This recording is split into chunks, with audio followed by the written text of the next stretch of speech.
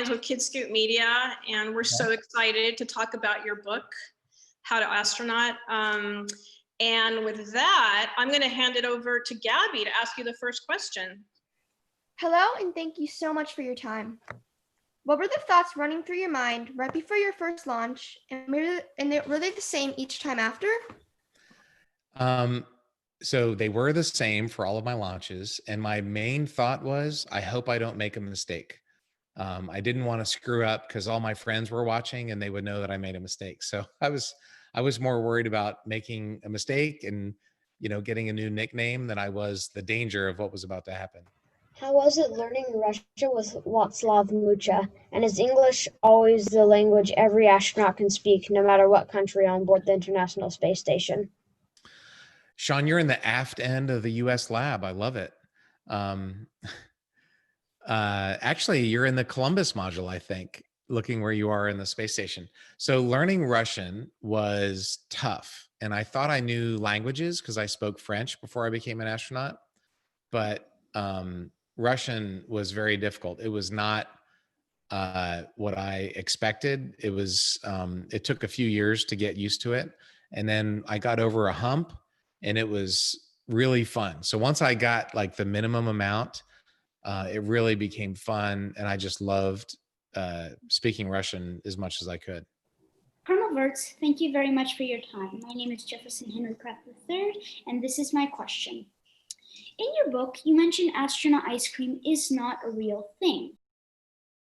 What is a thing that astronauts really eat that could be easily sold to a kid like me who would want to try real astronaut food and could be purchased at the NASA store or Smithsonian Museum? I see a future businessman in you, and I love your tie, by the way. You're the best dressed guy here tonight, and your background. I love that. I love that Apollo 11. I've never seen that before. So the kind of astronaut ice cream you get at the Science Center, that foamy, like lemon meringue pie kind of material, we don't have that in space. But I did have real ice cream in space. We have these freezers for biology samples for blood and urine and other animals and plants that we have. We freeze them and send them down. When they come up, they're empty. So NASA sent us some ice cream one time. And it's funny, in a movie I just directed called One More Orbit, we're telling a story about having ice cream every day in space when I was the commander. So we have real ice cream, but you couldn't sell that at a science center to kids because ice cream's hard to put on a shelf. So I would say you could put freeze-dried food that you have to add water, because that's real astronaut food. And you can buy some of that like at the camping store, at the sporting goods store. If you're going camping, you can buy freeze-dried food that you add water to. So that's what I would do. I would freeze dry chicken tetrazzini. Turkey tetrazzini was one of my favorite, or fruits like freeze-dried strawberries. You just add water and it grows and expands, and after 10 minutes, it turns into food. So that's what I would do, freeze-dried food. How does the space shuttle get named? How many people are involved? And have you ever thought about what you would have named a space shuttle? I love that question. Honestly, I'm not sure. I know when we named Enterprise back in the 70s, there was a nationwide competition. And NASA normally has competitions to name things, like the 2 Mars rovers, Spirit and Opportunity. That was a nationwide competition. Kids got to do it, and then NASA picked the winner. Personally, I thought they should have been Lewis and Clark, because that was the 200th anniversary of the Lewis and Clark expedition. So normally there's like a public competition. The space shuttles were all named after famous ships. Endeavour, my shuttle, was named after a British warship. Discovery, Columbia, they were all, I think, famous ship names. But I think the competition is good because then it gets the public involved. Which of the new skills that you had to learn specifically for your space travel do you use the most regularly now, such as dental skills, hair cutting, or rodent experimentation? So you guys have read my book, How to Astronaut. So you have to learn a lot of skills. And the one I use most regularly is filmmaking. So I had to make this IMAX movie called A Beautiful Planet. I helped make it. And I learned from Toni Myers, who was our director. She was my mentor. And the movie I just made, One More Orbit, I dedicated to Toni because she taught me all about filmmaking. And James Nyhouse, my director of photography, did. And of all the things I'm doing now that I'm out of NASA, I'm writing, I'm doing speaking, which I learned some of those skills at NASA, but I'm also doing TV and film projects. I just made a short film. I just made one more orbit, and I made another short film a couple months ago. So that's probably the skill I use the most. Was it cool celebrating almost every holiday in space? Do you do anything special? It was a lot of fun, and we had a special Christmas together. We tried to give each other gifts. We did give each other gifts. Everybody had their birthday while I was there. We had Thanksgiving a couple days after I arrived. I was there for the Olympics twice on 2 of my missions. We had New Year's Eve. We had Russian Christmas, which is January 7th. It's a different day than December 25th. We had Easter.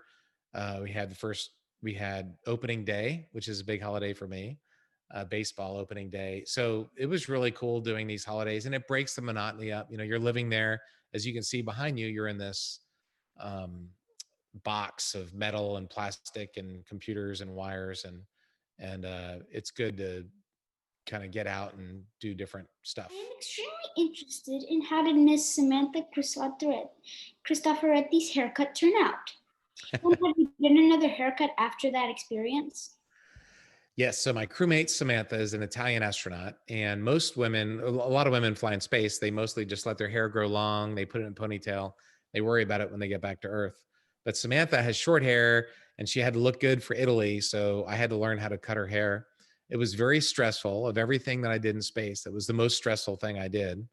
And it was, but I think it came out pretty good. In fact, we ended up doing it twice because it was, her hair grew and it was time to do it again. She likes Star Trek, so I gave her kind of a Star Trek haircut. So it was fun. It was a very scary, but in the end, it was a pretty fun thing to do. How was it working closely with the Russian Space Agency, considering US-Russian relations are often strained? And when I was there, they were very strained. Russia had just annexed Crimea. They were supporting the civil war in Ukraine, which is very bad. That they had shot down that airliner that was flying over Ukraine, the Dutch airliner. We had put sanctions on Russia. So there was a lot of stress. And for me, I fell in love with Russia. I love the Russian people. I love the language. I love the food. I went back to Russia a year ago to a gold mine in northeast of Siberia in the middle of nowhere. I did a business talk about safety for this mine. So I personally loved Russia. I personally love Russians. And we had to disconnect what the government was doing with what we were trying to do, which was survive. My favorite thing to do while I was there after work, I would make my dinner, this dehydrated food, I'd put it in a Ziploc and float down to the Russian segment and have dinner with the Russian cosmonauts. And I love these guys. We just had a great time. But it was definitely a case of you have to ignore what's happening on Earth and just work together to try and survive this really dangerous place, which was space. I tell a story in my first book, View from Above, about an ammonia leak, and we ended up working together. And I think it's, of all the benefits of the space station, the engineering achievements, the science that we're learning, I think the international relation is the most important aspect of the space station program. When we hear iconic sayings from space, for example, "That's one small step for man, one giant leap for mankind," is that written by the astronauts saying it, or is it scripted by mission control ahead of time? So Neil definitely came up with that on his own. Mission control did not tell him what to say. If it's just like astronauts doing a greeting, they give us a script. I had lots of scripts that I was supposed to read, and I would tweak them to make it in my own language. On one of my spacewalks, it was the 50th anniversary of Ed White's, the first American spacewalker. And so I had to do a little commemoration speech, if you will, while I was in the airlock waiting for the spacewalk. And so I came up with that on my own. So those types of things, the astronauts come up on their own. But if it's a normal, for example, the Indy 500, they wanted a greeting to show to 100,000 people at the Indianapolis 500 race. They give us scripts for that. How did you keep from missing your family too much? And how often did you talk to them? They let you talk. They have a phone system. It's kind of like talking on Skype or FaceTime or something like that. It's through the internet, which whenever you have the right satellite connection, you have it, but that's not all the time. It's only maybe 80% of the time or something. And it abruptly cuts off. So when you are flying around the Earth and you lose signal from that satellite and you go to the next satellite, it just cuts off. It's kind of like when you're on Wi-Fi and you get in a car and then you have to transition to the cell phone tower, and your phone, your phone gets messed up for a minute while that happens. So we have the same problem. We also had video calls on the weekend like this, where it was a Skype, basically something like this. 5 years ago, that was new and unusual, but now everybody on Earth does it all day. Like that's how school is, that's how work is. So there is a basic system like that. And there's email. There's not texting, but there is email, so you can write messages to people. So the connection was pretty good. I mean, you were not isolated. What is the scariest sensation you feel while doing a spacewalk? This, again, it wasn't that I was afraid. I should have been, because you had 1 millimeter of plastic, and on the other side of that is instant death. So you don't want to bang your helmet. And a couple times astronauts have banged their helmet and nothing happened, but if you bang it hard enough, you'll get a crack and it'll be like gravity or something. My biggest fear was like making a mistake. I didn't want to screw anything up. Luckily I didn't. I'd made one bad problem on this, I think it was my second spacewalk. It might've been my third. I had to come back in the airlock to grab some equipment. And when I was out there working, when I came back in, I had to rotate. And when I rotated, you have the safety tether, which is this thin wire that connects you to the space station. So if you accidentally let go, you'll float away, and then the wire will pull you back. And I wrapped the wire around my backpack really low, and it's a big giant backpack. And it was like that far from, I couldn't reach it. I could not reach down. And I tried taking stuff and I was trying to push it off my backpack and I couldn't, I was stuck. So I had to call my colleague to come back and like free me from this wire that I'd wrapped myself around. So that was really embarrassing. That was probably the worst thing that happened during my spacewalks. I read that you paid tribute to Star Trek's Leonard Nimoy from space. Was this character Mr. Spock an inspiration to you when you were my age? Mr. Spock was. So he was in the 1960s Star Trek TV show. He was also in all the movies that they did back in the 80s. And in the new Star Trek series, there's still a Spock. It's a different actor. But when I was there, Leonard Nimoy passed away. It was during the spacewalk week. So we did 3 spacewalks in a week. And the night before the third one, I was super busy. We had a million things to do. We were getting all of our equipment ready. I didn't have time. And my NASA public affairs contacted me and said, Terry, can you do something? Leonard Nimoy died. You know, Mr. Spock passed away. Can you do a tribute? So I went down to the cupola and I got the camera and I did the Vulcan salute, live long and prosper. And I tweeted it, no words, just the picture. And it got millions of hits. So, people around the world were really loved Spock. He was a beloved character. And so it was a real honor to get to honor him in that way. Of all the memories you must have of your adventures in space, is there one that stands out to you? The one that stands out is just seeing the Earth. And I took so many pictures of the Earth. I took more pictures than anybody, over 300,000. And I just love seeing our planet. I can remember the first time I saw it. I remember the first time I saw the East Coast at night during launch when Endeavour was upside down. I got to see I-95 and seeing the sunrise over Europe as we flew across the Atlantic. Just so many views of the planet and the sun. They really stuck with me. When you went into space for the first time, did it match what you had envisioned, or did it catch you completely by surprise? I had spent my lifetime, when I was your age, I had walls full of space pictures and airplanes. That's what I wanted to do when I grew up. And I've been reading books. I read The Right Stuff when I was 13. It was something I just wanted to do my whole life. And so I thought I was ready for it, but I wasn't. Just seeing the planet from space was like overpowering. It was so emotional. It was really awesome. What grade are you guys in, by the way? How old are you? I am 10 and I'm in 5th grade.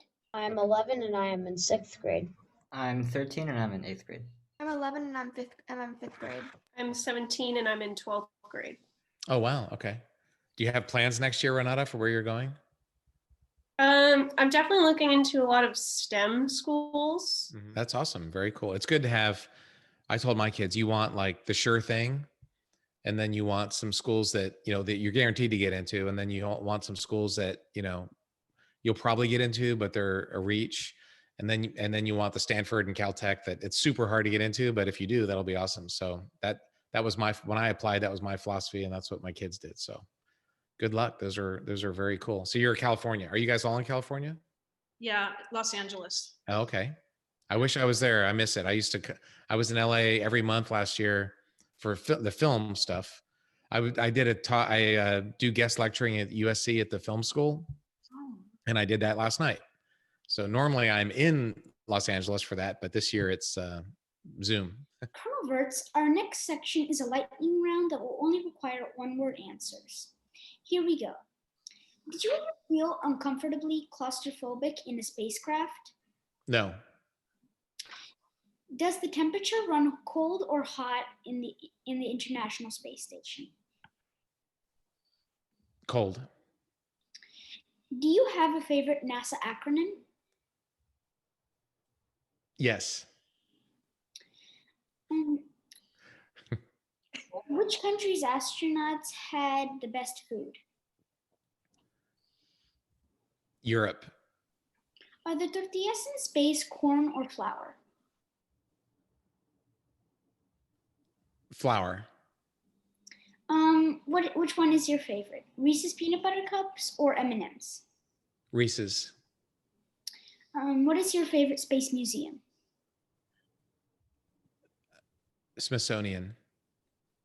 What song was your wake up call while in space? Brandon Heath. And that concludes our lightning round section. Colonel Virts, thank you very much for your time. Thank you so much. It was amazing talking to you. Right, you guys? I think we were the most excited to talk to you over all. You guys are amazing. I mean, seriously, the questions were all really good, and they were great. I mean, from age 10 through 17, they were very good questions. Thank you very much. It was a pleasure to ask questions. Well, it was a pleasure to answer them. You guys were all really good. Seriously. Well, thank you. Thank you very much, sir, for your time. Bye-bye. Bye. See you. Hey, this is Astronaut Terry Virts, and I just want to do a shout out for KidScoop Media.